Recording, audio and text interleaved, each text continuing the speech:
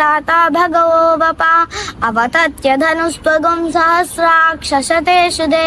निशीर्य शल्यानामुखा शिवो नः सुमना भवा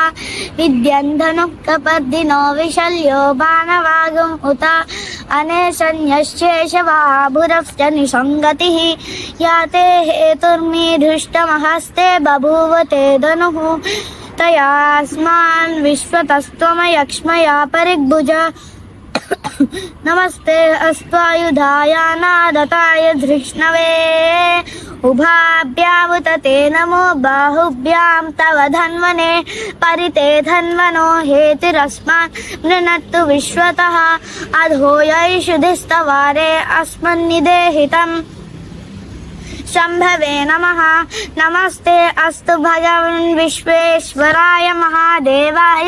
त्र्यम्बकाय त्रिपुरान्तकाय त्रिकाग्निकालाय कालाग्निरुद्राय नीलकण्ठाय मृत्युञ्जयाय